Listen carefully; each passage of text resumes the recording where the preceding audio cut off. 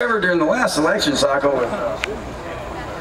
one of the best things I can do for a candidate that I really want to see elected is stay as far the fuck away from him as possible.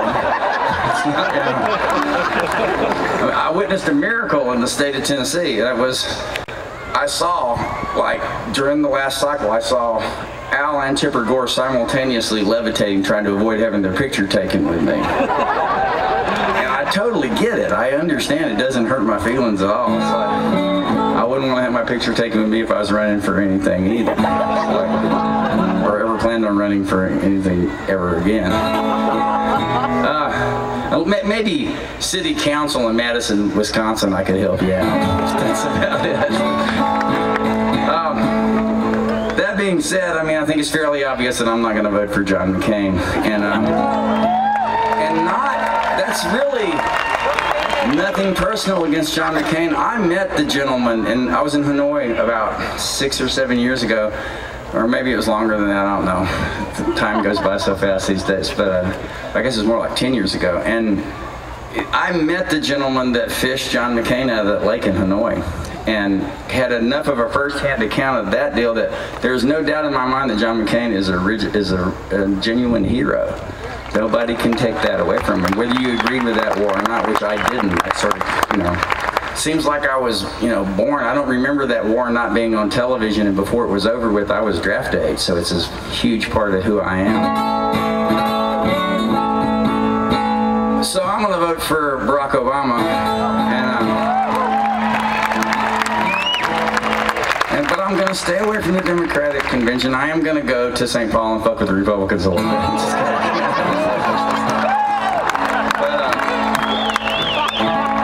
I think one thing that's really interesting, though, the way that politics works in this country is a real interesting issue is immigration.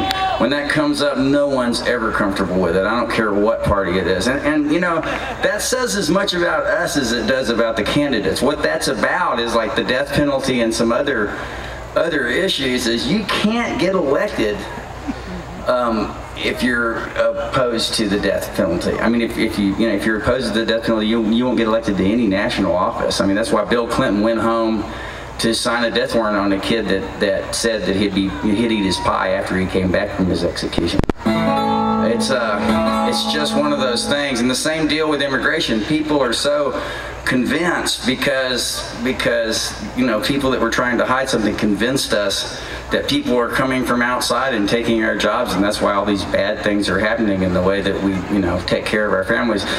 My suggestion is that immigration's always been a lie when it's a political issue. It was in Germany in the 30s. It is in France today. It's in Italy today. It's not just happening here. It's happening all over the world.